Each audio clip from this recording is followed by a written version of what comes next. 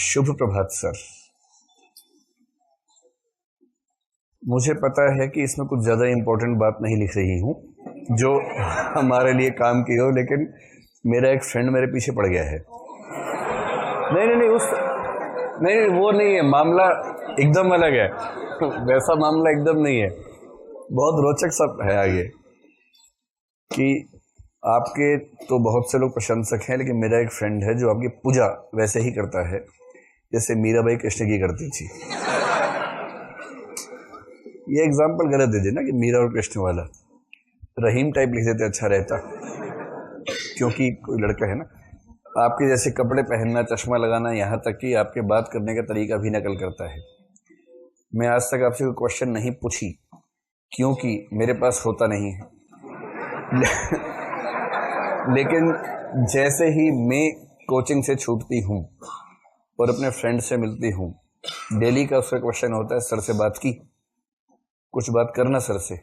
मैं पूछती हूँ क्या बात करूँ, कोई बात नहीं है। बोलता है कुछ भी बात करना। मैं उससे बोली तेरी खबर पहुँचाती हूँ सर को। मुझे ऐसे महसूस होता है जैसे मैं मध्यस्थता का काम कर रही हूँ। Thank you sir. अब क्या मतलब है इस बात का? अगर कोई बच्चा ऐसा तो मिलवाइए जरा, चाय में पीते उसके साथ। ये तो सामान्य बात है, ये तो टीचर का इमिटेशन करना, ये तो आप सबने किया ही होगा स्कूल में। किसी न किसी टीचर को लेके ये फील करना कि वैसा ही बन जाना है, रोल मॉडल बन जाते हैं बच्चे लोग। ये तो बहुत सामान्य बात है। और टीचर को लेके ज्यादा रहता है क्योंकि टीचर के पास ज्यादा समय होता है आपको प्रभावित करने का। भाई इतना समय किसी को मिले, मैं रोज 3 घंटे आपके सामने हूं, कोई 300 घंटे आपके सामने रहे, और अगर उसमें जरा भी तमीज होगी बात करने की, तो किसी को इम्प्रेस करना बड़ी बात थोड़ा है। और जो कच्चा मन होता है वो ज्यादा इम्प्रेस हो जाता है, फिर उसको लगता है कि बस अब तो कुछ बचा नहीं इसके बाद। इसीलिए ये है कि कोई अगर अच्छा परसुएडर मिल जाए, थोड़ा बच के रहिएगा, क्योंकि ऐसा हो सकता है कि वो आपकी चेतना पर छा जाए। तो इसके लेखक या लेखिका कौन है बताना चाहेंगे? नहीं बताना चाहेंगे? नहीं, मेरा मतलब है कि उस बच्चे से मिलवा दीजिएगा, थोड़ा मैं उसको समझा दूंगा कि सही पते पर यात्रा करे। आपसे निवेदन है कि जिस प्रकार सभी विषयों के प्राप्तांक सहित रैंक लिस्ट निकलती है लिखा है, ठीक उसी तरह हिंदी साहित्य के टेस्ट की व्यवस्था करने की कृपा करें। अभी यह हिंदी साहित्य में लागू नहीं है। इसका प्रभाव हमारी सोच और पढ़ने की क्षमता पर सकारात्मक रूप से पड़ेगा। आशा करता हूं कि एक दिन पूर्व हुए टेस्ट से ही व्यवस्था शुरू करा दी जाएगी। एक दिन पूर्व नहीं, पहले टेस्ट से हो गई है, तो मैं लिस्ट साथ में लेके आया हूं, देखिए आपकी। तो पिछले बैच में कुछ बच्चों ने सुझाव दिया था कि नाम, रैंक, नंबर हमारे दीवार पर लगाने चाहिए। मुझे लगता था कि क्यों निजता के मूल अधिकार होने के बाद क्यों ऐसा करें, सरेआम क्यों प्रदर्शन करेगी किस व्यक्ति की क्या स्थिति है। तो उसमें जिनके नंबर कम आते हैं वो विद्रोह करते कि नहीं लगाना चाहिए एकदम।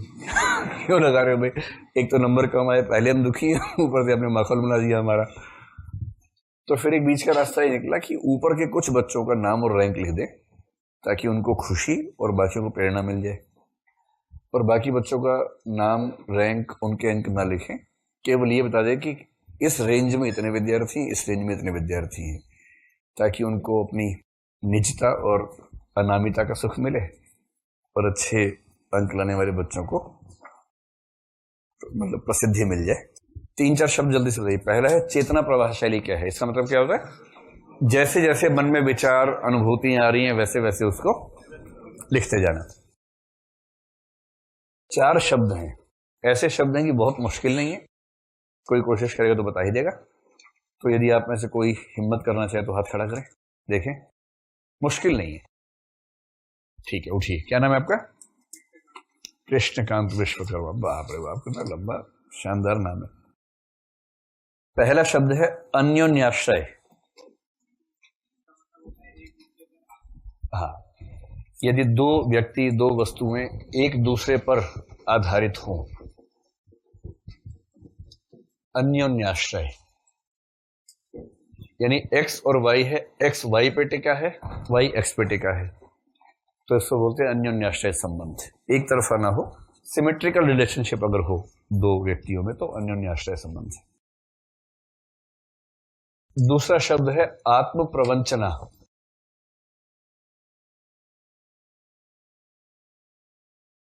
नहीं, आत्मवंचना नहीं है, आत्म प्रवंचना है।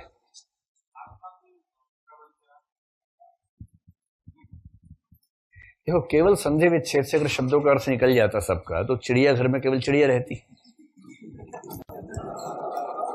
क्योंकि वो चिड़िया का घर है और वहां चिड़िया छोड़ के सब रहते हैं, है ना। संधि विच्छेद से अर्थ निकलते हैं आमतौर पर जो यौगिक शब्द हैं, लेकिन अगर कोई शब्द यौगिक नहीं है तो नहीं निकलेगा। और दूसरी बात, ये आत्म प्लस प्रवंचना है। आपको प्रवंचना शब्द का एग्जैक्ट मतलब नहीं पता, इसलिए आपकी व्याख्याएं थोड़ी देर बिगड़ रही हैं। कोई और ट्राई करना चाहे? खुद को धोखा देना, खुद को बेवकूफ बनाना, ये होती है आत्म प्रवंचना। ठीक है। तीसरा है श्लाघ्य। हाँ, श्लाघ्य मतलब प्रशंसनीय, श्लाघा के योग्य। और चौथा शब्द है विजातीय शब्दावली या विजातीय शब्दावलियां। आप विजातीय बता दीजिए, बस शब्दावली तो पता ही है सबको। असल में एक शब्द है सजातीय और इसका विपरीत है विजातीय। सजातीय का मतलब है एक ही जाति के, यहां जाति कास्ट नहीं है, एक ही क्लास, एक ही वर्ग में आने वाली वस्तुएं सजातीय हैं। और जो वस्तुएं एक वर्ग में नहीं आती हैं, विरोधी वर्ग की हैं, वो विजातीय हैं। जैसे चाय और कॉफी सजातीय वस्तुएं हैं क्योंकि एक ही कैटेगरी में आती हैं। लेकिन चाय और व्हाइट बोर्ड ये विजातीय वस्तुएं हैं क्योंकि दोनों का वर्ग अलग अलग है। इन white board, black board, green board, ये सब सजातीय वस्तुएं हो गई। तो विजातीय शब्दावली का मतलब है जहां तत्सम के साथ देशज भी आ गया, विदेशज भी आ गया, तद्भव भी आ गया। तो भिन्न भिन्न प्रकार की शब्दावली जब एक साथ आने लगे, इसको बोलते हैं विजातीय शब्दावली का इस्तेमाल हुआ। मुझे ये बताएं कि दिव्या में सारे प्रश्न हो गए थे या कोई छूट गया था उस दिन? छूट गए थे? बताइए क्या क्या छूट गया था, वहीं से शुरू करें, फिर गोदान पर आते हैं। 10 तक हो गए थे? अच्छा, ठीक है। 10 तक में क्या कोई प्रश्न हमने छोड़ा था बाद में करने के लिए? सारे हो गए थे 10 तक? ठीक है। तो प्रश्न संख्या 11 पर आइए। अच्छा दिव्या, क्योंकि पहला मुश्किल उपन्यास इस सेंस में है कि महाभोज के प्रश्न तो बहुत कम होते हैं, नहीं के बराबर थे। दिव्या में ज्यादा सवाल हैं, कुछ मुश्किल सवाल भी हैं।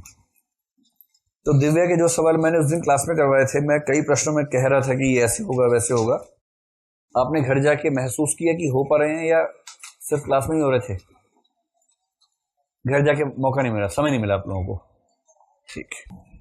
आज मैं चाह रहा हूं कि थोड़ा सा 1-2 सवालों का अभ्यास कर लें ताकि आपको कंफर्ट फील होना शुरू हो। 1-2 व्याख्याओं का अभ्यास करते हैं, फिर गोदान की कहानी पर आते हैं। गोदान सबने पढ़ लिया आपने? कौन कौन नहीं पढ़ पाया अब तक गोदान? शर्म नहीं आती आप लोगों को? क्यों नहीं पढ़ा बताओ? उधम सिंह बताओ, क्यों नहीं पढ़ा? टाइम नहीं मिलता है। मैंने एक बच्चे की कहानी आपको बताई होगी, उसका नाम तो नहीं बताऊंगा। पहले अटेम्प्ट में सफल हुआ और कस्टम एक्साइज में असिस्टेंट कमिश्नर बना। इंडियन रेवेन्यू सर्विस 2 तरह की होती है ना, IRS, एक होती है IT, एक होती है जो GST हो गया अब तो GST में अभी तो वो एडिशनल कमिश्नर हो गया होगा, 15-16 साल हो गए इस बात को। एक ही अटेम्प्ट दिया, बस सफल हुआ। और मजे की बात, उसके बाद मैंने पूछा कि IAS के लिए प्रयास करोगे? बोला नहीं। मैंने क्यों? बोले मजा आ रहा है इसी में।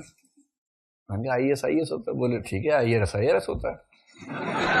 ये भी सही है भाई, ये बात भी सही है, IRS होता है। तो वो उसी में रम गया, खुश हो गया। तो उसी कहानी में आपको इसलिए बता रहा हूँ कि जो लोग पढ़ के नहीं आए उनको शायद थोड़ा दिलासा, इससे मेरे आत्मविश्वास आए उनको। प्रीलिम्स के बाद उसने एडमिशन लिया हिंदी साहित्य में, मेंस देना था। एक ही अटेम्प्ट था तो सब समझ सकते हैं उसी साल की बात होगी। उसका विषय है दर्शन और हिंदी साहित्य। तो हिंदी उसने प्रीलिम्स के बाद पढ़ा, दर्शन पहले पढ़ लिया था। क्लास में चुपचाप बैठता था, कोई बातचीत नहीं, कुछ नहीं। पूरे बैच में 2-3 आंसर लिख के दिखाए। लिखता बहुत अच्छा था। अच्छे का मतलब ये हुआ कि क्लास में जो डिस्कशंस हुई और जो नोट्स मिले, उस पूरी बात को अपने शब्दों में साफ सुथरी हैंडराइटिंग में पेश कर देना, ये उसको आता था। उसने नोट्स के अलावा, क्लास के अलावा एक शब्द भी नहीं पढ़ा कभी जीवन में। ना हिंदी में ना फिलोसफी में, बस क्लास में सुना, समझा और लिखा, यही उसका तरीका था। तो उसको करीब 330 अंक के आसपास मिले और वो सफल हो गया पहली बार में। तो फिर जब इंटरव्यू हुआ उसका, तो मॉक इंटरव्यू के समय मैं मॉक इंटरव्यू ले रहा था, मैं और 2-3 लोग और थे, तो वो मॉक इंटरव्यू देने आया। अब क्योंकि हिंदी साहित्य विषय था तो स्वाभाविक था कि हम कुछ सवाल पूछें उसके बारे में भी। तो हमारे को मेंबर ने उनसे पूछा कि आपका सबसे प्रिय उपन्यास कौन सा है? तो उसने कहा गोदान। जो बिल्कुल नहीं पढ़ता बोलता गोदान, क्योंकि गोदान सबने पढ़ा होता है। तो गोदान सुनते ही हमें समझ में आता है कि इसने कुछ पढ़ा नहीं होगा, सिर्फ गोदान पढ़ा, जीवन में कुछ नहीं पढ़ा है। तो को मेंबर ने पूछा कि अच्छा ये बताइए कि अगर आपको विवाह करना हो और 2 चरित्र आपके सामने, एक मिस मालती है और एक धनिया है, धनिया अविवाहित है, मिस मालती भी अविवाहित है अभी, लेकिन उनका चरित्र वैसा ही है जैसा गोदान में दिखता है, तो आप किसे अपना जीवन साथी बनाना चाहेंगे? ऐसा सवाल पूछा। तो वो थोड़ा घुमाता रहा कि सर मैं थोड़ा बात करूंगा दोनों से। बोले बात क्या करोगे यार, बात करके जानना चाहोगे ना, जितना जानना है गोदान में लिखा है, उसके बाद जानने का स्कोप नहीं बचा है। इतना जानने के बाद उसने कहा कि अब मैं बात नहीं करूंगी, हाँ या ना बोलो बस। तो जितना गोदान में पढ़ा उसके बेस पर आप उनके व्यक्तित्व को जान चुके हैं, इससे ज्यादा जानने का मौका नहीं है आपको हाँ या ना बोलना है कि आप इनमें से किसके साथ विवाह करना चाहेंगे। बड़ी देर घुमाता रहा सर, मैं ऐसे घुमा फिरा के। अच्छा, मेंबर्स इतने घाघ होते हैं कि वो समझ जाते हैं कि ये क्या खेल खेल रहा है हमारे साथ। तो थोड़ी देर के बाद जब फंस गया, अचानक ठाका मार के उठा, बोला सर मैंने गोदान पढ़ा ही नहीं। अब आप समझिए तो है। तो मैंने उससे कहा, मैंने कहा, फिर हमने कहा इंटरव्यू चल रहा है, आप ठाका मत मारिए। बोला ऐसा चल रहा है अभी। फिर थोड़ी देर में उसको बाहर से वापस बुलाया, हमने कहा भाई थोड़ा भगवान के लिए गोदान तो पढ़ लो यार, तुम हिंदी साहित्य के विद्यार्थी हो। तो मैंने कहा बाकी तो सवाल ही निरर्थक है, मेला आंचल पढ़ा होगा नहीं समझे। पर मैंने कोई नहीं सर, एक भी उपन्यास नहीं पढ़ा आज तक और मुख्य परीक्षा पास कर ली है। तो मैंने कहा एक काम करना, कम से कम गोदान तो पढ़ लेना इंटरव्यू से पहले। अगर वो आपसे पूछे कोई एक उपन्यास तो एक तो बता सको गोदान, बोला ठीक है सर पढ़ लूंगा। फिर उसके बाद तो मिलना हुआ नहीं, सिलेक्शन हुआ, मिठाई लेके आया। तो मिठाई खा के मैंने कहा कि अनुभव ठीक रहा? और सर सब बढ़िया रहा, बस एक बात बतानी है कि मैंने गोदान पढ़ा नहीं। और वो कमबख्त आज भी जब बात करता है बोलता है सर मैंने आज तक नहीं पढ़ा, अब भी नहीं पढ़ा। और अब तो एडिशनल कमिश्नर है, तो उस लेवल पर गोदान की जरूरत नहीं है। उस लेवल पर लोग गोदान करते हैं बाकियों का, तो गोदान पढ़ने की क्या जरूरत है। तो समझिए, अगर आपको प्रेरणा और ज्यादा थोक में चाहिए क्लास के बताना, उसका नाम बताऊंगा, उससे बात करवा दूंगा आपकी कभी, वो आपको प्रेरणा देगा ठीक तरीके से, ठीक है। लेकिन उसका सिलेक्शन इसलिए नहीं हुआ कि गोदान नहीं पढ़ा था, इसके बावजूद हुआ कि गोदान नहीं पढ़ा था। इस आखिरी वाक्य को अंडरलाइन कर लेना। कई बार क्या होता है हम समझ नहीं पाते कि इसके बावजूद हुआ है कि इसकी वजह से हुआ है। समझ रहे हैं? सचिन भारत में होने के बावजूद महान खिलाड़ी बना या भारत में होने की वजह से महान बना, ये रिलेशन कई बार स्पष्ट नहीं होता। ठीक है सर, तो पढ़ लीजिएगा। मतलब आप ही नहीं है, 15-20 और भी आपके गुट में हैं जो नहीं पढ़ के आए हैं। मतलब पढ़ लीजिए भगवान के लिए, और मैं क्या कह सकता हूँ। गोदान की कहानी क्लास में नहीं सुनाएंगे, अभी आखिरी बार कह रहा हूँ, पढ़ना तो पढ़ लीजिए, वरना 4 दिन अनुमान कीजिएगा क्या हुआ होगा, कैसे हुआ होगा, अनुमान करते रहिएगा। प्रश्न क्रमांक 11, दिव्या में इतिहास और कल्पना का सुंदर समन्वय हुआ है, सिद्ध कीजिए। देखिए, इतिहास कल्पना का समन्वय सुंदर ही होता है हिंदी साहित्य में, हर जगह कहीं असुंदर होता ही नहीं। केवल रासो काव्य में थोड़ा सा गड़बड़ होगा, बाकी सब जगह सुंदर है। तो इसमें आपको बताना है इतिहास और कल्पना का समन्वय कैसे कैसे हुआ, इतिहास से क्या लिया, कल्पना से क्या लिया, दोनों का अनुपात क्या है। अगर आपको अनुपात बताना हो तो इतिहास को कितना प्रतिशत मानेंगे इसमें?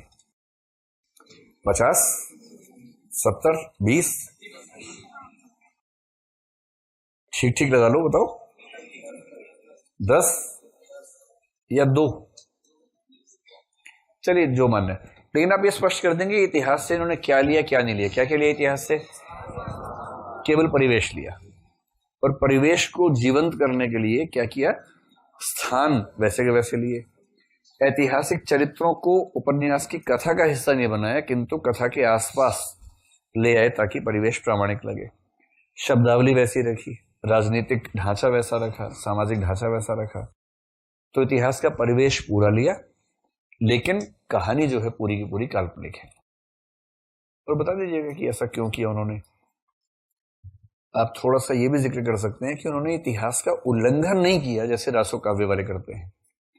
रासो काव्य धारा इतिहास का उल्लंघन करती है, ये इतिहास का उल्लंघन नहीं करते। ये जयशंकर प्रसाद की तरह इतिहास का बहुत सारा हिस्सा लेते हुए, क्योंकि जयशंकर प्रसाद के कैरेक्टर्स भी ऐतिहासिक होते हैं और लगभग सारा इतिहास उसके बीच में रहता ही है। तो इतिहास उतना नहीं है जितना जयशंकर प्रसाद लेते हैं। इतिहास का उल्लंघन वैसे नहीं हुआ जैसे रासो कवि करते हैं। तो बिना इतिहास का उल्लंघन किए केवल वातावरण लेकर अपनी कल्पना से कहानी लिखी। और इस उत्तर में वो वाक्य सबसे पहले आना ही चाहिए कि दिव्या के प्राकथन का पहला ही वाक्य है, दिव्या इतिहास नहीं ऐतिहासिक कल्पना मात्र है। यहीं से इस उत्तर की शुरुआत होनी चाहिए। कर पाएंगे? ठीक है। 12वां, दिव्या के आधार पर यशपाल के नारी विषयक दृष्टिकोण पर एक आलोचनात्मक लेख लिखें। अभी क्या है कि यशपाल का नारी विषयक दृष्टिकोण क्या है, तो आप ये बताएं कि क्या किसी एक कैरेक्टर को देखकर आप अनुमान कर सकते हैं कि लेखक ने अपना दृष्टिकोण किस कैरेक्टर के थ्रू, किसके माध्यम से प्रेजेंट किया है। तो मेरे ख्याल से आप मारिश को ही मानेंगे इसमें। ठीक है। अच्छा लेखक कभी ये स्पष्ट होने देता नहीं है कि मैं कौन से कैरेक्टर के अंदर मौजूद हूं, और मौजूद होता जरूर है, पर वो मौजूद होगा तो भी पूरा एक में नहीं हो जाएगा, थोड़ा इसमें होगा थोड़ा उसमें होगा, इस तरह से मिक्स करता है अपने आप को। यशपाल के मामले में आप लगभग ईमानदारी से मान सकते हैं कि मारिश में सबसे ज्यादा है, थोड़ा बहुत दिव्या में।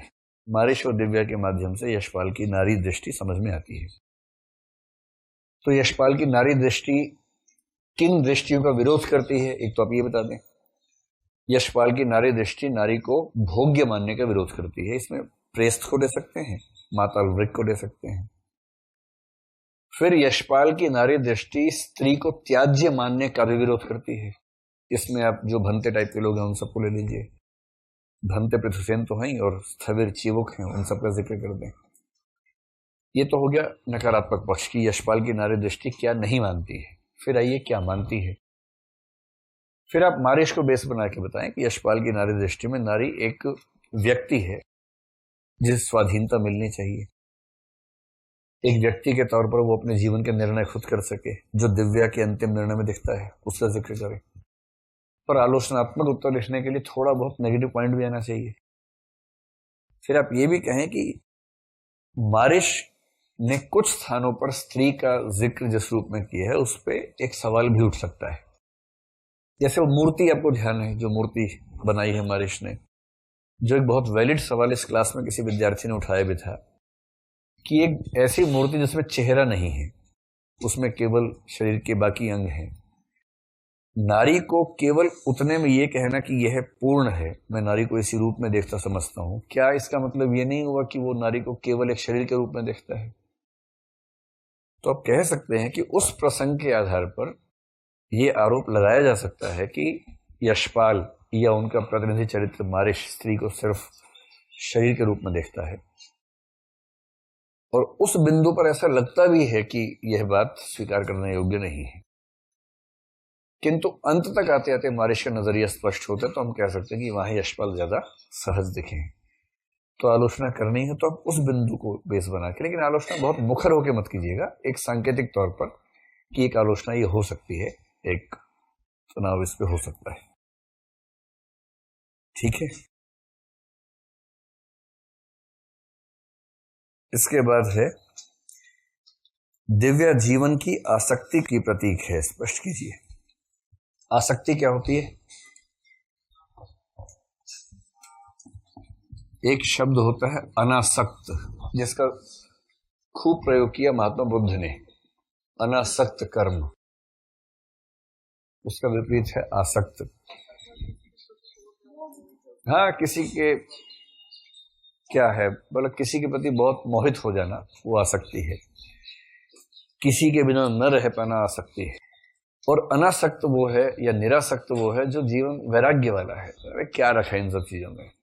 आपने ऐसे कुछ पीस देखे होंगे, आप कहेंगे आप फोन यूज नहीं करते। अरे हम फोन यूज नहीं करते, हम सीधी बात करते हैं, फोन यूज नहीं करते। ऐसे नौटंकी टाइप के लोग हर घर में एक आध मौजूद रहता है, बहुत दूर जाने की जरूरत नहीं होती है, एक आध रहता है, वो तकनीक से दूर भागेंगे।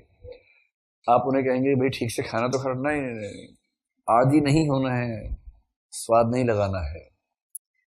जो इस तरह के लोग हैं वो वैराग्य के प्रतीक हैं, अनासक्ति के, कि जीवन को जीना है लेकिन किसी चीज का आदि नहीं होना है, आदत ना पड़े, किसी के मजबूर ना हो, गुलाम ना हो। तो यहां आसक्ति और अनासक्ति का मतलब सिंपल सा है कि हम जीवन में लीन होना चाहते हैं, जीवन से कट के चलते हैं।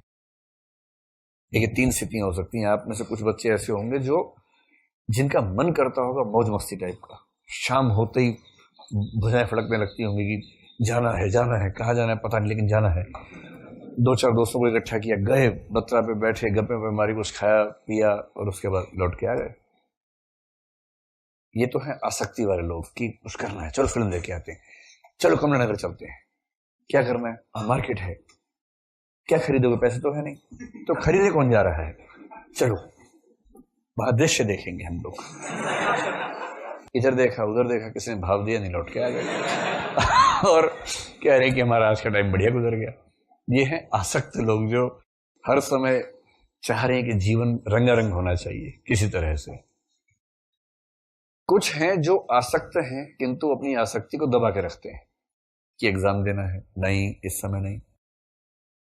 किसी ने कहा चलो फिल्म देखे, तो ना ना ना ना, ना फिल्म नहीं।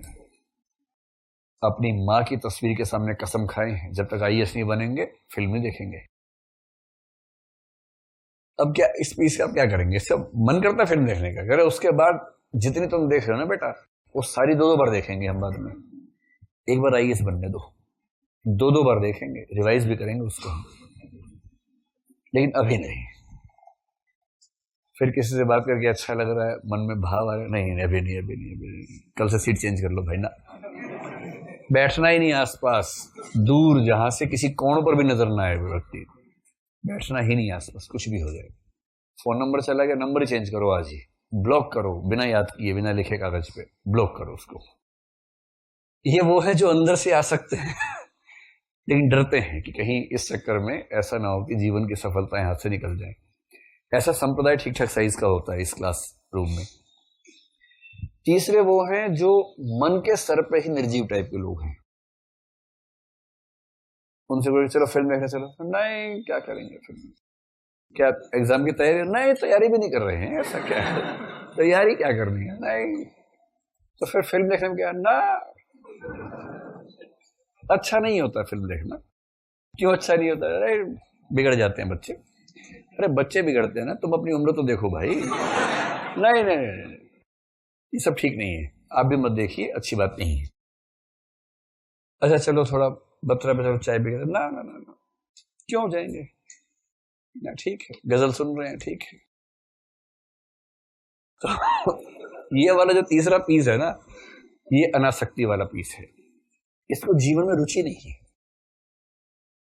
नया साल शुरू हो रहा है, 3-4 लोग हैं, चलो पार्टी करेंगे, क्यों पार्टी करेंगे, रोज दिन बदलता है, आज क्या बदल गया। ऐसे लोग आपके आसपास होंगे जरूर, इसमें ऐसा क्या है, जन्मदिन है, हैप्पी बर्थडे है, इसमें ऐसा क्या है, पैदा हो गए, कौन सा हमसे पूछा गया था, हम तो बाई चांस पैदा हो गए तो हो गए, इसमें क्या खुशी की बात है। इसमें जो इस संप्रदाय के लोग हैं ये अनासक्त हैं, ये हर चीज में तर्क वितर्क करके उसका रस खत्म कर देते हैं, ये वो लोग हैं।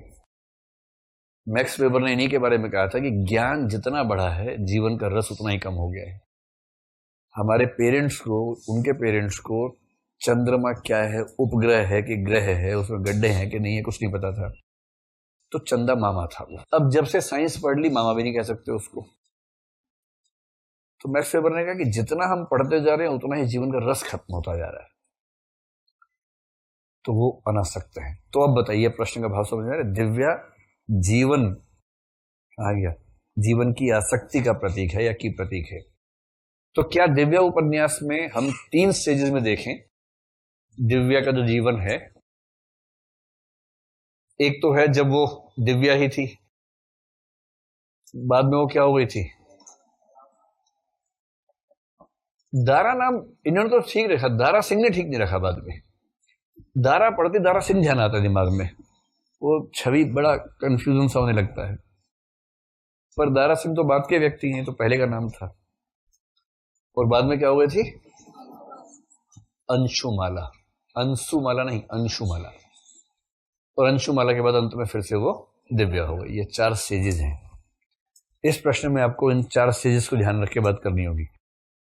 तो अगर मैं आपसे पूछूं कि इनमें से कौन सा व्यक्ति जीवन की आसक्ति का प्रतीक है, क्या जो शुरुआती दिव्या है वो जीवन को लेके आसक्त है, मतलब खुश रहती है, जिंदा दिल है, खुश मिजाज है, या मनहूस टाइप की है?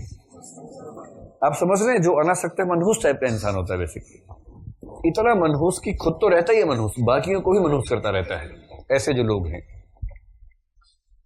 उनका एक ही चैलेंज है कि खुश कैसे ना हो और कैसे मेरे आसपास भी खुशी ना फैल सके।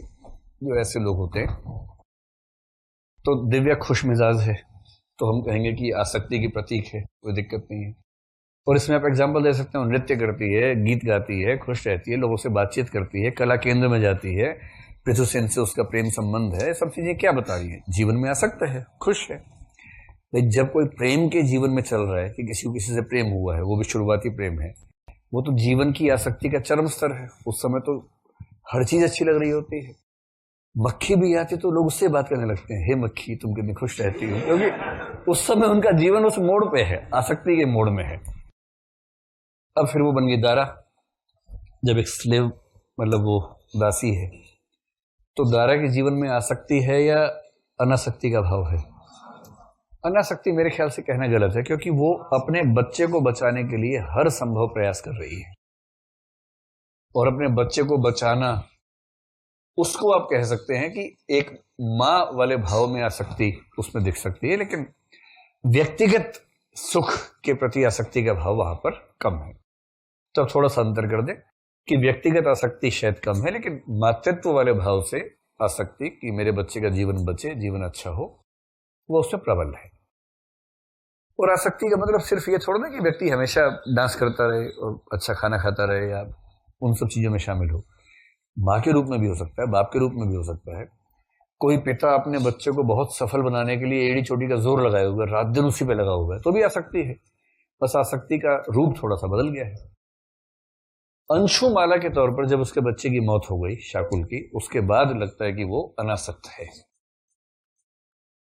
और इस अनासक्ति के दौर में आपने देखा होगा कि बहुत कोशिश की मारिश ने समझाने की, बहुत सारे कथन हैं, लगातार कथन आते हैं। तो मारिश की हर संभव कोशिश के बावजूद वो अनासक्ति से बाहर नहीं निकल पा रही है। देखिए, जब किसी रचना ऐसा होता है कि ये वक्र कथानक होता है और ये सीधा कथानक है। सीधे कथानक का मतलब है कहानी एकदम सीधे फ्लो में चल रही है और आपको पहले से पता है कि क्या क्या होने वाला है, समझ में आ रहा है।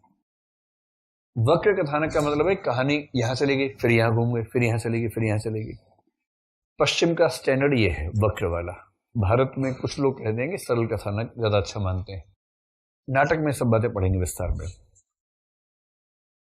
वक्र कथानक में कई बार ऐसा होता है कि यहां पर जो बात दिख रही है उसकी एकदम घोर विपरीत बात अंत में दिखे और एक ही कैरेक्टर में दिखे। ऐसा भी हो सकता है। ये चलिए मैं आपसे एक सरल सवाल पूछता हूं। अगर एक व्यक्ति के जीवन में चेंजेस बहुत सारे आए, कुछ व्यक्तियों का जीवन तो बड़ा सपाट टाइप का होता है, जैसे थे शुरू में वैसे के वैसे अंत तक रहते हैं, और अधिकांश व्यक्ति बहुत सपाट जिंदगी के आदी हो जाते हैं, तो कोई उनमें वेरिएशंस नजर नहीं आते। लेकिन जो व्यक्ति बहुत जिंदा किस्म का होगा ना, वो अपने भीतर बदलाव के बिना रहेगा नहीं। एक कथन है, बीइंग प्रिडिक्टेबल इज बोरिंग। अगर लोग आपके बारे में अनुमान कर लेते हैं कि आप इसके बाद ये करने वाले हैं, फिर वो करने वाले हैं, तो आप बोरिंग जिंदगी जी रहे हैं, उसमें मजा नहीं है जिंदगी में। जिंदगी का मजा वही है जहां बहुत डेविएशंस हो। नेगेटिव सेंस में नहीं कह रहा हूं मैं कि आप अपराध की दुनिया में चले जाएं, लेकिन डेविएशन का मतलब बहुत सारे भिन्न भिन्न फेजेस जिंदगी के हों। और यदि कोई व्यक्ति बार बार अलग अलग फेज में जाए, तो अंततः आप उसको क्या मानेंगे? वो क्या है?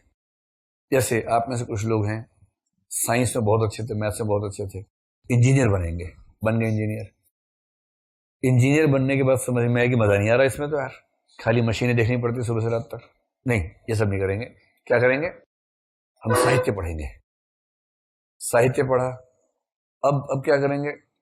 अब आईएएस बनेंगे। चलो आईएएस बन जाओ भाई, आईएएस बन गए। अब कैसा लग रहा है? वो बात नहीं है जो होनी चाहिए थी। ठीक लग रहा है, नौकरी है, ठीक है। क्या करोगे अब साहित्य लिखेंगे, एक उपन्यास लिखेंगे। उपन्यास लिखा और बाई चांस ऐसा लिखा कि धूम मच गई पूरे देश में। ज्ञानपीठ वाले ढूंढ रहे हैं, दिया लेके कहां पर है, कहां पर है। मिली निरा लेखक। किसी ने पूछा कैसा लग रहा है? बोले अब मजा आया पहली बार। अब क्या करोगे? अब इस्तीफा देके उपन्यास लिखेंगे। अब जिंदगी भर उपन्यास लिखेंगे, कहानी लिखेंगे, नाटक लिखेंगे, फिल्म लिखेंगे, यही करेंगे। अब सवाल है कि अगर कोई उसके बारे में पूछे कि वो व्यक्ति क्या करता है या व्यक्ति क्या है, तो अब क्या कहेंगे? इंजीनियर कहेंगे, उसको आईएएस अधिकारी कहेंगे, या साहित्यकार कहेंगे? और कहना उनमें से एक ही है। ये नहीं है कि तथा तथा लगा के तीन बोल दिया, ऐसे नहीं करना है। कहना एक ही, परिचय एक ही देना, तो क्या कहेंगे? साहित्यकार। इसका एक सिंपल सा तरीका यह है कि जो उस व्यक्ति ने अंत में किया, पहले की हर चीज को खारिज करते करते अंत में जो चीज स्थायी रूप से चुन ली, वो उसका मूल व्यक्तित्व है। ये कबीर को पढ़ते हुए ये फिर हम सिमिली ड्रॉ करेंगे, यही तुलना लेंगे। अंत में दिव्या ने मारिश को चुनकर यह बता दिया कि वह जीवन को वैराग्य के रूप में नहीं देखती है, क्योंकि भंते पृथुसेन वाला ऑप्शन तो था ही, जिससे पहले प्रेम भी था उसको। लेकिन पृथुसेन उसको वो वाला नहीं चाहिए जो आध्यात्मिकता का प्रतीक है। पृथुसेन वो चाहिए जो जीवन में आसक्ति रखता है, जो जीवन जीना चाहता है साथ में। साथ में भंता भंती बन के घूमते रहेंगे तो ये कैसा जीवन है? चलो तुम यहाँ भिक्षा मांगो, मैं वहां भिक्षा मांग के आता हूँ, भिक्षाम देही भिक्षाम देही। ये कोई जिंदगी है? ये क्या जिंदगी हुई? साथ में रहें, होरी और धनिया की तरह, जूतन पे जा रहे हो, थोड़ी सी मार पिटाई आपस में हो, डांट डपट हो, लड़ाई झगड़ा भी हो, प्रेम भी हो, वही तो जिंदगी है। तो अंततः क्योंकि दिव्या आसक्ति के रास्ते पर लौट आई है, इससे यशपाल यही साबित करना चाह रहे हैं कि जीवन की छोटी मोटी विफलताओं से या दुखों से घबराकर अनासक्त हो जाना ठीक नहीं है। जितना जीवन है उस जीवन को ठीक से जीना चाहिए। ये इस उपन्यास का सार है जो मारिश और दिव्या के माध्यम से दिखाया। तो लिखेंगे इसको अपने तरीके से। अब चाहे तो स्टेजेस में लिखिए इसको, कि शुरू में समझा दें आसक्ति और निरासक्ति का मतलब क्या है, फिर बताएं कि दिव्या में कहानी इस मोड़ पे ऐसा लगता है, लेकिन अंततः आसक्ति दिखती है। इसके बाद दिव्या उपन्यास के प्रतिपाद्य पर प्रकाश डालिए। प्रतिपाद्य क्या होता है? संवेदन। यानी लेखक इसके माध्यम से क्या कहना चाहता है, क्या प्रतिपादित करना चाहता है। देखिए, संवेदना और प्रतिपाद्य जो है ना, ये संबंध है संवेदना और प्रतिपाद्य में। आप बताइए, इनमें से बड़ा गोला कौन सा है, छोटा कौन सा है? बड़ा कौन सा है? संवेदना। और यह है प्रतिपाद्य। परीक्षा में ध्यान ना आए तो गोला बनाइएगा मत, जो मन में लिख के आ जाइएगा। हिंदी साहित्य में जो मन में आए लिख के आ जाएंगे तो 280 नंबर आ जाएंगे। बस जैसे दिव्या पे प्रश्न है तो बीच में दिव्या दिव्या आता रहना चाहिए। कुछ चरित्रों के नाम आते रहने चाहिए, मारिश और दिव्या, अंशुमाला, ये सब करते रहिए। 270-80 ऐसे आए थे, वो तो मुफ्त में मिल जाते हैं। चैलेंज तो 300, 315, 320 उसका है। तो ये ध्यान रहे तो अच्छी बात है, ना रहे तो तनाव मत लीजिएगा। प्रतिपाद्य में सीधे बताइए कि लेखक इसके माध्यम से क्या प्रतिपादित करना चाहता है, क्योंकि संवेदना में समस्याएं भी शामिल हैं, संवेदना में विचारधाराएं भी शामिल है, दर्शन भी शामिल है तरह तरह के। वो सब बातें प्रतिपाद्य नहीं होता। प्रतिपाद्य का मतलब संवेदनाओं में से ऐसी कौन सी बातें हैं जो लेखक पाठक के मन में स्थापित करना चाहता है, वो वाली बातें। क्या स्थापित करना चाहता है दिव्या का लेखक? एक तो यही कि जीवन के प्रति आसक्ति होनी चाहिए, अनासक्त नहीं होना चाहिए। एक तो यही प्रतिपादित करना चाहता है। और वो चाहता है कि स्त्री को समाज में व्यक्ति का दर्जा मिले, ना वो भोग्य हो, ना वो त्याज्य हो, न ही वो आध्यात्मिक रास्ते का नाटक अपनी जिंदगी में शामिल करे, बल्कि जीवन को सहज रूप में ले, व्यक्ति के रूप में ले। तीसरा, जो भी वंचित हैं उन वंचितों के प्रति न्याय की भावना, ये है। चौथा, आप कह सकते हैं मानव की क्षमताओं में विश्वास। अगर आपने ध्यान से देखा हो तो प्राकथन में एक वाक्य है,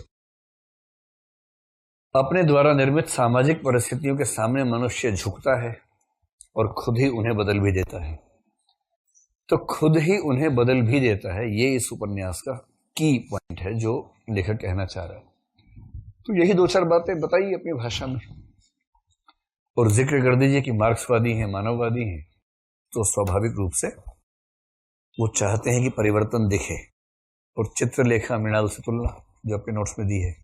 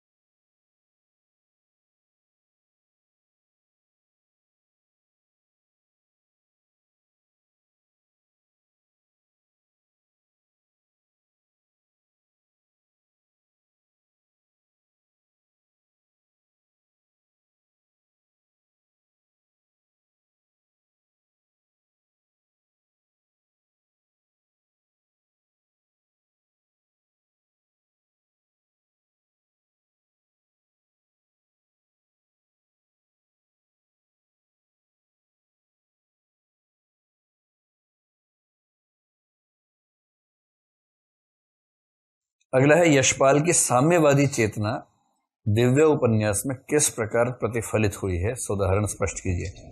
साम्यवाद समझ रहे हैं आप लोग? मार्क्सवाद का ही दूसरा नाम है साम्यवाद।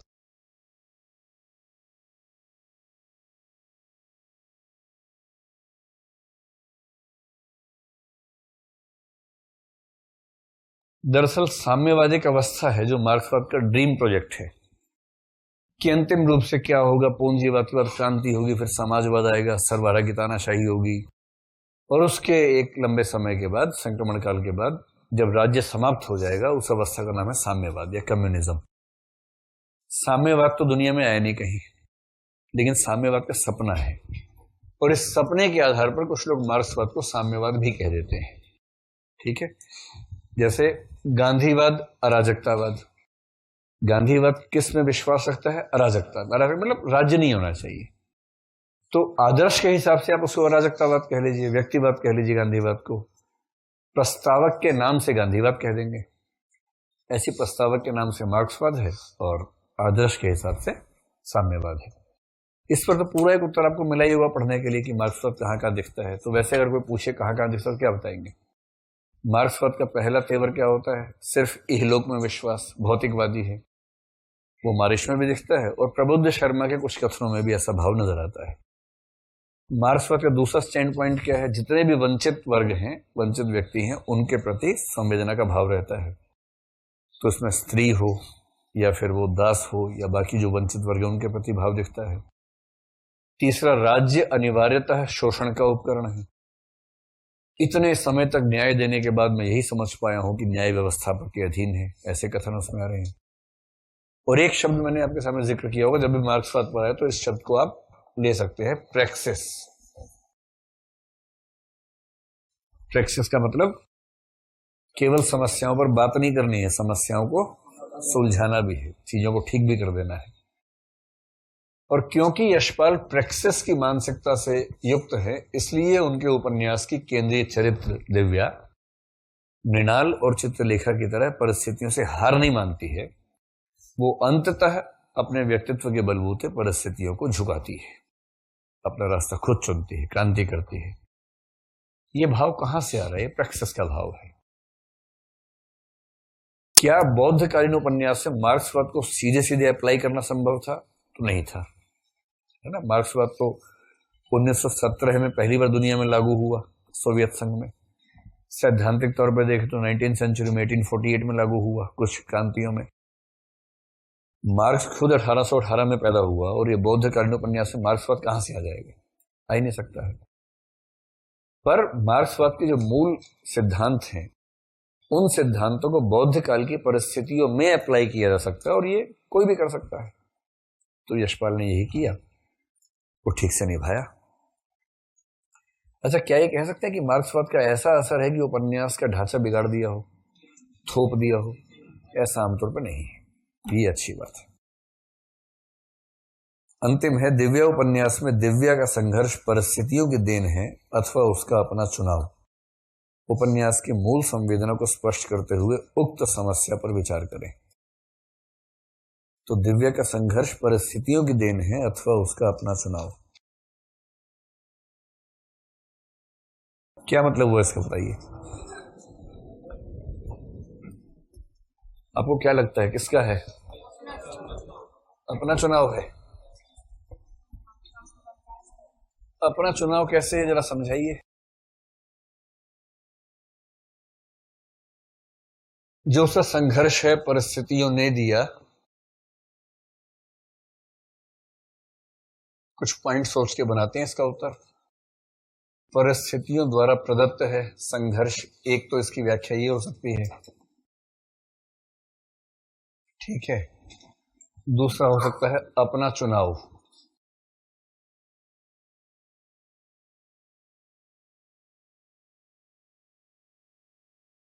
मजे की बात है, अगर कभी आप दर्शन पढ़ेंगे ना, उसमें आपको ये सब समझ में आएगा। जिसको हम अपना चुनाव कहते हैं वो भी दरअसल हमारा अपना चुनाव होता नहीं है। थोड़ा सा अगर गहराई में जाके सोचेंगे,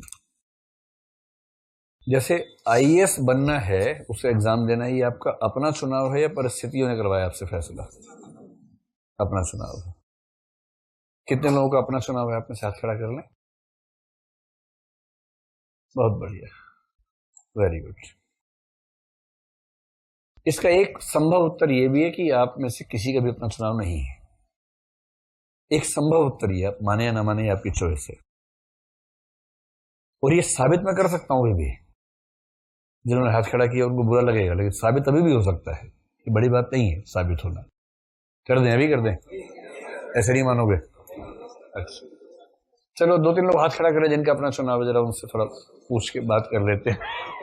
अब कम हो गया, 3-4 ही बचे, पहले तो 20-30 दिख रहे थे। मतलब इसका पहला सवाल तो है कि आप कौन से क्षेत्र से हैं, और मेरे ख्याल से आप सब उन्हीं 4-5 राज्यों का नाम बताएंगे जहां आईएएस बनने की इच्छा राष्ट्रीय इच्छा है ना? जरा सोच के देखिएगा कभी। मतलब हम इंडिविजुअल ज्यादा बात करने से बचते हैं, लेकिन भाव समझ लें। एक आदमी थे, कभी मन करे तो उनके बारे में पढ़िएगा, उनका नाम था कॉडवेल।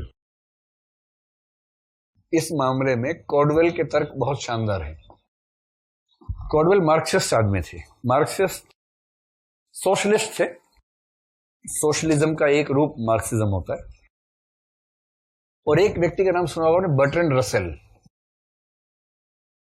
सुना है? बर्ट्रैंड रसेल, इनको नोबेल पुरस्कार मिला था और बड़े भारी गणितज्ञ भी थे, दार्शनिक भी थे, कैम्ब्रिज में पढ़ाते थे। रसेल वही मानते थे जो आप में से 8-10 लोग मान रहे हैं, कि मैं ऐसा इसलिए हूं क्योंकि मैं ऐसा होना चाहता था। कॉडवेल समाजवादी थे। समाजवादी लोग मानते हैं कि हम जैसे हैं वो हमारी परिस्थितियों का बाई प्रोडक्ट होता है। मार्क्सो यही मानता है कि व्यक्तित्व कुछ नहीं है, परिस्थितियों का बाई प्रोडक्ट है। पूरी तरह से, वो दशमलव में बात नहीं होती है, ये भी नहीं कि 99 कर लें, 1 कर लें, 100% पूरी तरह से। व्यक्तित्व परिस्थितियों का उत्पाद है। इसमें निहित है कि मेरे विचार, मेरे स्वप्न, मेरी इच्छाएं भी मेरी परिस्थितियों से पैदा होती है। इसका सरलतम एग्जाम्पल यह है कि जिसने पेट की भूख देखी है ठीक से, उसको सपना रोटी का आता है। और जिसका पेट ठीक से भरा है, उसको सपने में दर्शन, भगवान, आत्मा और कुछ और लोग, वो सब आते हैं। जो प्रेम भूखमरी का शिकार है, उसके सपने में हमेशा प्रेमी या प्रेमिकाएं आते हैं, क्योंकि वो प्रेम की दुनिया में भूखमरी का शिकार है। और जो प्रेम से लबालब भरा हुआ है, जितना चाहिए उससे ज्यादा सप्लाई उसके पास प्रेम की है, और वो तबाह हो चुका है, इतना प्रेम उसको मिला हुआ जीवन में। पेरेंट्स इतना प्यार करते हैं, दोस्त इतने अच्छे अच्छे हैं, प्रेमी प्रेमिका इतने अच्छे अच्छे हैं, कि वो तबाह रहता है। इतना प्रेम जीवन में नहीं होना चाहिए। उसको सपने में कभी प्रेम नहीं आएगा, आ ही नहीं सकता। उसे सपने में पता क्या आएगा? अकेलापन। जो जीवन में नहीं है ना, वो सपने में आएगा आपको, जो चाहिए आपको। यानी आपके सपने भी आपके अपने डिसाइड किए हुए नहीं है, ऐसी खुली आंख वाले सपने भी। जैसे मैं हरियाणा से हूं, मैंने आईएएस का एग्जाम दिया, ठीक से दिया, पर मेरी आईएएस बनने की इच्छा कभी ठीक से हुई नहीं, क्योंकि मैं जिस इलाके से हूं वहां किसी को पता ही नहीं आईएएस क्या होता है। अब तो पता लग गया, आजकल तो ठीक ठाक ट्रेंड हो गया, उस समय तो नहीं पता था। मैंने कहा ना, मजाक चलता था कि भाई आईएएस हो गया, अच्छा अच्छा अच्छा, आईएसआई में आ गया है। तो ये मजाक चलते थे वहां पर कि आईपीएस हो गया। अरे तो दरोगा बन, तब मजा आएगा, दरोगा जी बन के आओ। तो उनको पता ही नहीं, उनके लिए पटवारी ही परम तत्व है। ब्रह्म के बाद पटवारी आता है उनके लिए नंबर 2 पे, उसके बाद बीच में कोई है ही नहीं। उन्हें आईएएस से क्या मतलब है। लेकिन मेरे आसपास जो बाकी दोस्त थे, जिनमें से उत्तर प्रदेश बिहार के ज्यादा थे, उनके लिए आईएएस बनने का जो जुनून था और जो हमारा था, हम तो खिलंदड़ वाले भाव से खेलते थे कि एग्जाम देने कौन सा विषय ले, कौन सा अक्कड़ बक्कड़ बम्बे बो, अक्कड़ बक्कड़, यार ये अच्छा लग रहा है विषय, पढ़ने में इंटरेस्टिंग है, ले लो इसको, इसी बहाने पढ़ लेंगे। इस भाव से विषय चुनते थे, मतलब मैं और मेरे जैसे कुछ लोग। और उनका एकदम सिंगल पॉइंट एजेंडा, आईएएस बनना है, कलेक्टर बनना है, कलेक्टर। उसके लिए क्या करना होगा, जो करना होगा वो सब करेंगे, उनका जुनून है रात दिन। और मैं ऐसे कुछ लोगों को जानता हूं, आप भी जानेंगे आगे चलकर, जो आपके आसपास होंगे, उनका नहीं हो पाएगा सिलेक्शन, क्योंकि एग्जाम देने वाले ज्यादा हैं, तो सीधी सी बात, सबका तो नहीं होगा। तो जैसे मेरा भी प्रॉपर आईएएस में नहीं हुआ, एलाइड सर्विस में हुआ, लेकिन मुझे इस बात से रत्ती भर फर्क नहीं पड़ा कि नहीं हुआ। मतलब एक आध बार तो ऐसा होता है कि कभी आपके मन में है कि एक अटेम्प्ट और हो जाता, ट्राई कर लेते, होम कार्डर मिल जाता, तो ऐसा भाव आता 1-2 बार। अब तो नहीं, उस समय आता था। पर ऐसा कभी नहीं हुआ कि सोना चाह रहे, नींद नहीं आ रही कि यार अटेम्प्ट खत्म हो गया, आईएएस बन पाया, ऐसा कभी नहीं हुआ। और मेरे कुछ मित्र आज तक नहीं सो पा रहे हैं। उनके लिए आईएएस बनना इतनी बड़ी जरूरत थी, और जिस दिन वो अपने बैच के उन लोगों से मिल लेते जो आईएएस बन गए थे, उसके बाद 1 महीना नहीं सो पाते। तो ये जो बेचैनी का अंतर है, ये अंतर हमने खुद पैदा किया है या हमारे समाज ने पैदा किया है? समाज ने किया है। थोड़ा बारीकी से देखिएगा, आपका ये सोचना कि आप आईएएस बनना चाहते हैं, ये आपका चाहना भी आपके चाहने से नहीं हुआ। आपके बचपन की परिस्थितियों में जितना आपको आसपास से माहौल से विचार मिले, पेरेंट्स ने, टीचर्स ने, दोस्तों ने समझाया, आपके अखबारों ने, आपके जिले में एक कलेक्टर बना, अखबारों में इतना छापा कि 1000 और इच्छाएं पैदा हो गई, किसके बारे में छप रहे, तुम भी बनेंगे। और ऐसा होते होते आपको ये पता भी नहीं चला कि कब एक इच्छा आपके मन में स्थापित हो गई और आप सबको ये कहते फिर रहे हैं कि मैं आईएएस बनना चाहता हूं। ये पता भी नहीं चलता है। इसलिए सबसे सफल व्यक्ति वो है जो ईमानदारी से पहचान पाए कि वो चाहता क्या है। यही नहीं पहचान होती जीवन भर में। सब लोग चाह रहे थे, आपको लगा आप चाह रहे हैं, आप वो करते रहे, बाद में लगा नहीं ये तो नहीं चाह रहे थे भाई। और कई व्यक्तियों को जिंदगी भर समझ ही नहीं आता कि दरअसल वो चाह क्या रहे थे। ये बात ज्यादा गहरी तो नहीं है, समझ में आ रही होगी आसानी से, ठीक है। तो आप ये बताएं कि दिव्या का संघर्ष, मैं दोनों पक्ष लेंगे हम, कुछ उसका अपना चुना हुआ भी हो सकता है, कुछ परिस्थितियों का भी हो सकता है। तो अगर कोई कहे कि भाई दिव्या ने अपना चुना है संघर्ष, यानी बुड़बक थी, पागल थी, खुद ही चुन लिया है। बिहार में बेवकूफ बोलते बुड़बक, बड़ा इतना प्यारा शब्द है। मैंने जब पहली बार सुना, मैं कई दिन तक मस्त रहा कि कितना सुंदर शब्द गढ़ा है बुड़बक। देखिए कितना प्यारा है, रिदमिक शब्द है, लय आती है। तो एक तरह की हो सकता है कि दिव्या बेवकूफ थी, बुड़बक टाइप की लड़की थी, उसने खुद अपनी जिंदगी को संघर्षों में बांध दिया। ऐसे मूर्ख कुछ दिखते हैं कि बिना संघर्ष के जीवन चल सकता है, जबरदस्ती के संघर्ष पाल रखे। क्या जरूरत है संघर्ष पालने की भाई, बिना संघर्ष के रह लो, लेकिन मनहूसियत है ऐसी थी, क्या करें। तो जिनको लगता है कि दिव्या ने संघर्ष चुने, उनका तर्क ये होगा कि अपने पेरेंट्स को या ग्रैंड पेरेंट्स को या ग्रैंड पेरेंट्स को बता देती कि मैं मां बनने वाली हूं, इसमें ऐसा क्या है। या आप कह सकते हैं कि पृथु सेन से जो दैहिक संबंध उसका बना, सारी समस्या की जड़ तो वही है। पुराने उपन्यासों में, कहानियों में यही समस्याएं चल रही हैं। दिव्या में आप देखेंगे, मैलांचल में भी आने वाला थोड़ा सा, और गोदान में भी तो है ही झुनिया वाला मामला, वो भी तो वही मामला है। ये कंट्रासेप्टिव्स के विकास से पहले के जमाने की समस्याएं हैं। अब साहित्य में ये समस्याएं नहीं आती हैं। ये भी तो खेल है ना, आप समाज में, इतिहास में किस दौर में हुए, उस दौर की समस्याएं क्या थी, उस दौर के समाधान क्या थे, ये भी तो सवाल है। इसलिए मतलब हो सकता है साहित्य के इतिहास में कल को एक युग बनाया जाए, गर्भ निरोधक पश्चात युग, और उसके बाद की कहानियां, उपन्यासों में वो समस्याएं दूर हो गई जो समस्याएं इनमें केंद्रीय समस्याएं बनी हुई हैं। इतिहास लिखते हुए तो ये सब होते हैं ना फैक्टर्स, बाद में कोई फैक्टर ज्यादा महत्वपूर्ण हो जाएगा बाद में। पृथुसेन से दैहिक संबंध बने या न बने, इस मामले में आप देखेंगे कि अंतिम रूप से वो खुद विचार कर रही है कि मुझे ऐसा करना चाहिए। पृथुसेन की डिमांड अपनी जगह है, उसने एक दो बार डिमांड की या शायद दो से ज्यादा बार डिमांड की, लेकिन अंतिम रूप से ये सवाल तो है ना, किसी ने डिमांड की और उसके बाद आपने हाँ बोला या ना बोला, ये तो आपका ही चुनाव है। जब सार्थ तो ये बात समझाएंगे ना, मार्क्स कहेगा कि भाई एक कमजोर व्यक्तित्व है, नहीं दबाव झेल पा रहा, ऐसे बहुत लोग होते हैं जो दूसरों के दबाव में हाँ बोल बैठते हैं जहां ना बोल देना चाहिए। यह स्थिति कम लोगों की है, बहुत लोगों की होती है। आप भी कभी ना कभी इस चीज को झेल चुके होंगे कि जहां ना बोलना था गलती से हाँ बोल दिया, गलती से मतलब दबाव में हाँ बोल दिया, और वो हाँ बोलने के बाद आपको दुख हुआ कि क्यों दबाव में हाँ बोल दिया, और बाद में उस चीज को ठीक करने में, कैंसिल करने में, अनडन करने में इतनी दिक्कतें आने लगी, या अंडू करने में इतनी दिक्कत आई जो हो भी नहीं पाता कई बार। अस्तित्ववाद इसका विपरीत दर्शन है, सार्थवाद। हालांकि सार्थ बाद में मार्क्सवादी हो गया था लास्ट में, 1959 में उसने मार्क्सवाद को अपना लिया।